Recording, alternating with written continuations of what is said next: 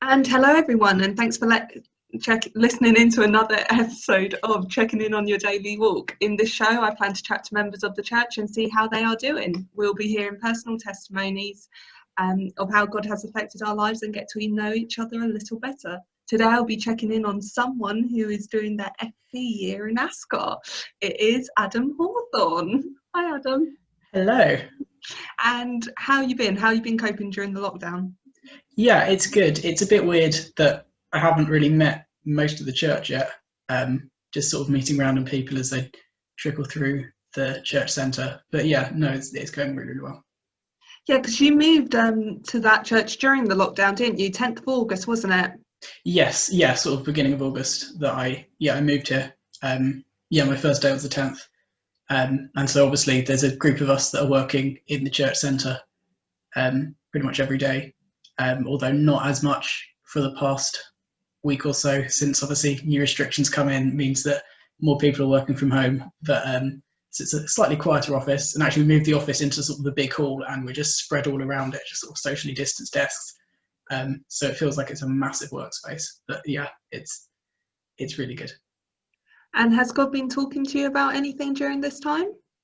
Yeah, so I'm getting involved in sort of the kids stuff and the student stuff. And obviously that's super difficult at the moment. So we're very much relying on God's guidance on how to push that forward. And yeah, personally, he's been sort of guiding me on where specifically I need to be reading my Bible. So I've just started reading through the Gospels, which I wasn't really reading anything specific when I've been reading my Bible before. I've just sort of been doing the classic, open it up, see where it lands, and sort of find an interesting bit to read. Is a great way, I must admit. I mean, it was vaguely working for a time, but I was having a discussion with some of the guys about Bible reading and stuff, and I felt a very specific pull into start reading the Gospels. So yeah, I've recently started reading through Matthew, which, to be fair, each time I've read through it, I've managed to read something that pretty much directly applies into the situation that I was in at that point. So yeah, it was very clear that is what I need to do, and that's going very well so far. No worries. So is there like a specific example of like a verse or something that's spoken to you recently, or? I mean, it's just sort of the classic bits you'd expect. So there's one time, I can't remember what it was specifically, but there was something that I was quite nervous about, and then I read the bit in Matthew that says that you shouldn't be anxious, that if God looks after the birds and the flowers, and of course he'd look after us, that God provides for us. Asking, it will be given to you, just bits like that. I was just sort of stressing about how do I actually do this, and then I just read that bit, just ask, and I did, and it happened. So sometimes it is so much simpler than we think it is. Yeah, no, sometimes I think it was it Dr. Zeus who said sometimes the questions are complicated and the answers are simple. Very wise man. He was, wasn't he? Yes. Wasted on children's books. He was a great philosopher. He was. Yeah. Yeah. No. So what have you been doing then so it's slightly different then, obviously, because of the lockdown, but what have you actually been doing and been able to get involved with then? So we pre-record the worship each week. So obviously, having just done 3 years of a music tech A level, that has come in very, very handy when pre-recording that stuff. So we literally just set up like a camera and then record everything through a mixing desk, as you would expect. And so it goes into a laptop, and then I mix that the next day and sort of add all the effects and the processing and stuff that you need to add, so that when that then goes out on a Sunday morning, that is a hopefully top quality audio. So yeah, I'm very much getting involved in that. We're doing the kids' work's called Wildlife, and each Monday, so yeah, today we filmed a wildlife video, and so I've been getting involved in writing some of the talks for that, and obviously with my kids club background, I now have a messy games slot each week. So yeah, today was quite a fun one. I had to guess what my face was being covered in. And so I was literally wearing a blindfold, and they just smothered things all over my face, and I had to guess what they were. So yeah, that was great throwback to Kids Club times. Yeah, you learn a lot during Kids Club, especially yes, health and safety regulations, please. Oh yeah, 100%. Yeah, I mean they keep on saying stuff. I'm just like, oh, that's health and safety. Oh wait, we actually do follow. Yeah, health and safety. Yes, we need to follow that. I mean, I've said many times there is nothing they can do to me here that hasn't been done to me, probably 10 times worse by Andy. So it's. Did you see the samurai sword? I didn't. I'm now slightly worried. Does Andy have a sword? Yeah, they had a samurai sword, and they were, so the Kids Club that we did a couple of weeks back, they had a samurai sword, and they were having fruit thrown at them, and it was like a real life fruit ninja. Wow. Yeah. Oh, it was. Almost disappointed I didn't get to join in with that, to be fair. Yeah, I mean, the coconut that Ethan got was, I must admit, yeah. Mm-hmm. It was he got pre-gunged, I think. But no, so what kinds of things did you have on your face today? I mean, to be fair, I smelt the stuff more than actually felt it. So there was baked beans, mayonnaise, mustard, mint sauce, and whipped cream that was about 2 years out of date. Which out of date whipped cream really is a throwback to ODC. That's very common thing.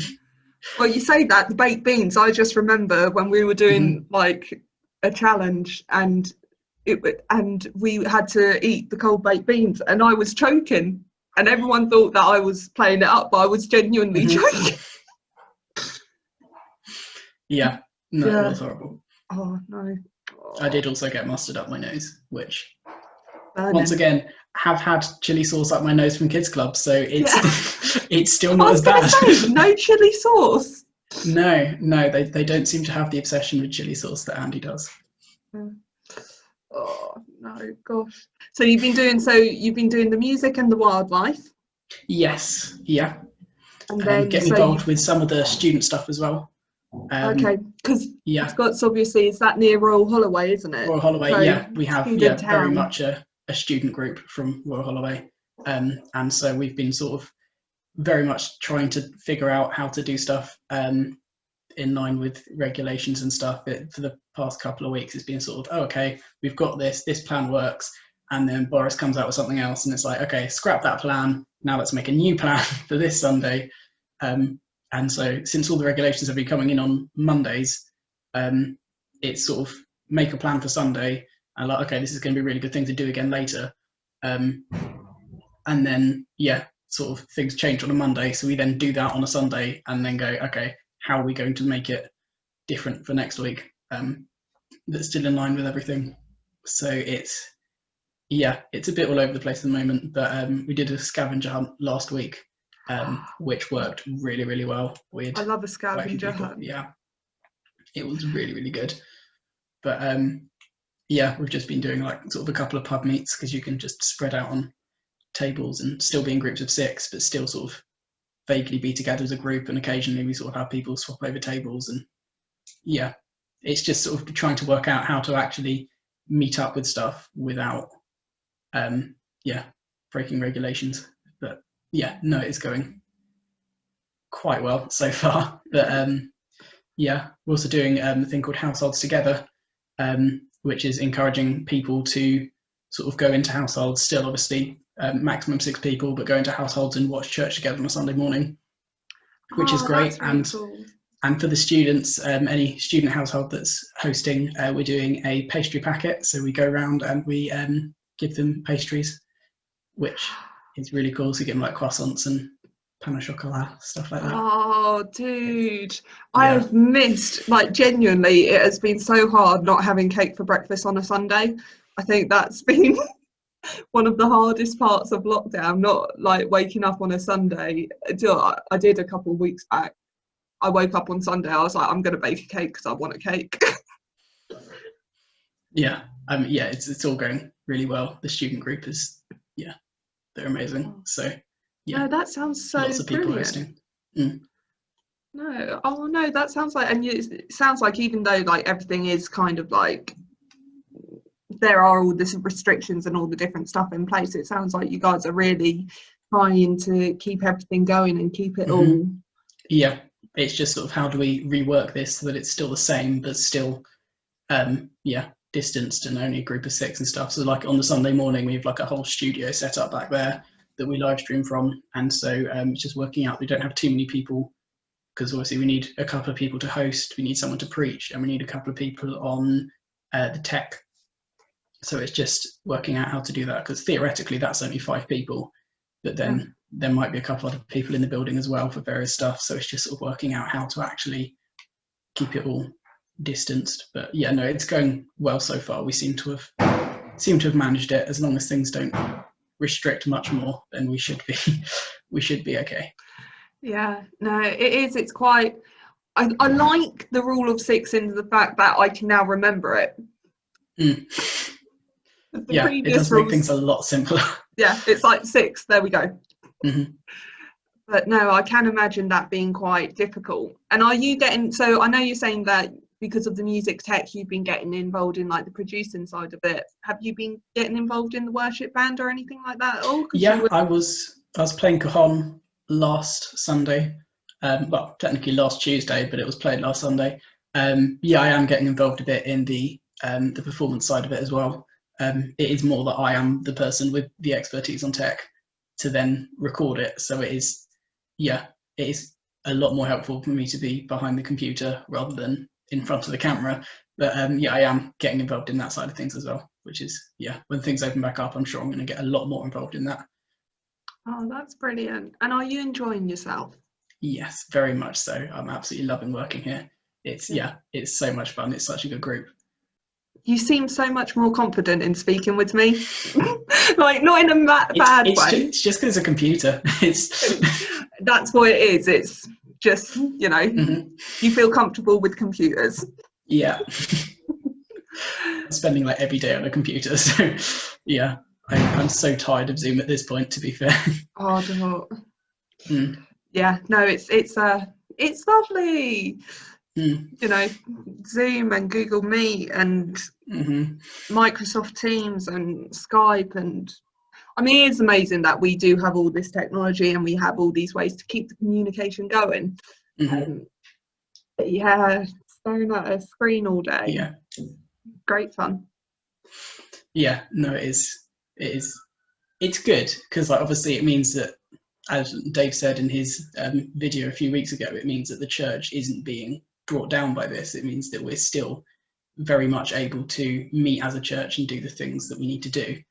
But at the same time, when you're on Zoom every single day for every little thing, and then you get back and it's just like, hey, I have a small group social on Zoom as well, and you're just like, I'm so tired of this. But no, it is good. No, but it's not just, I think you do just seem a lot more self-assured. I meant maybe better than confident, because in what you're saying. But it seems like it's doing you really good to be down there or up there. Or I still have absolutely no idea. I think it's across. I actually don't know. I keep on meaning to look this up on a map because I usually gesture in the vague direction of places when I talk about it. And I know that it's that way, but I don't know. I think there's some corners as well. I really don't know.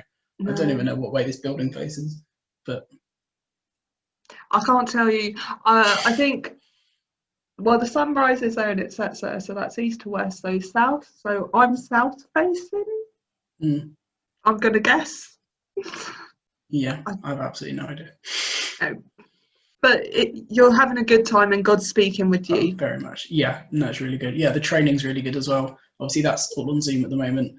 But we have 2 different training days that we're doing. It's sort of once a month on a Thursday and a Friday. And one of them's just looking at sort of theology as a whole. And the other one's looking at how to read the Bible, which is so much more complicated than you think, but also so much more simple. Like, we're sort of looking at one passage and just going really in depth with it and basically breaking it apart as much as you can. But then at the same time, you sort of pull back and look at it just as it is. and it's so simple as well. So it's just it is just insane all the different ways that you can actually read one verse. Yeah, and I bet everyone has different opinions as well from everyone else in the group. Mm-hmm. Yeah, no, it's really interesting to have those discussions. Yeah, and we on the first training day, which we did, we sort of split into 2 breakout rooms on Zoom, and all of the interns were in one room, and everyone else that sort of signed on to the course were in another room, just so sort of all the interns could basically meet each other. And I think there's 8 of us, sort of around the country, and obviously there's 3 of us at Ascot. So we're sort of just under half of the the entire country's worth of interns, which is, well, for commission anyway. But yeah. Oh well, I guess, but Ascot's quite big then. I guess I'm assuming with like the Unitown kind of thing that it's got lots to do. Is that why there's loads of people there? I actually have no idea, to be fair. I think it's just, it tends to be students that then go on to have to do a year after they've done uni, because Tom and Jake were the other 2 interns I'm with. They both have just finished at Holloway and they're now interning, and I think Ascot tends to have a couple of interns per year. And so that does tend to be what happens, and I think I just sort of an extra add-on. I found out I'm the first person to intern at Ascot that wasn't originally part of the church. So well done. I'm the first outsider in, I think, 8 or 9 years of them doing FP year, intern year, whatever you want to call it. Sort of, first outsider, which is really exciting. It'd be a lot more exciting if I saw more of the church, but it's just going to be a weird day at some point. The first day when we actually meet back, where I'm just suddenly going to be faced with like 300 people, probably about 250 of which I've never met, and just go, hi, this is me. And they'll all know you obviously from all of the videos that you've been doing, so they'll feel like they can talk to you, which you'll love.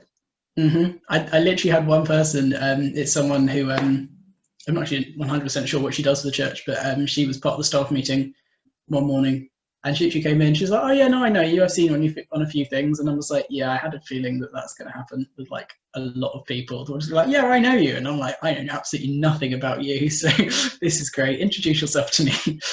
But it's good seeing a few people that like I've already seen at West Point and New Day and stuff.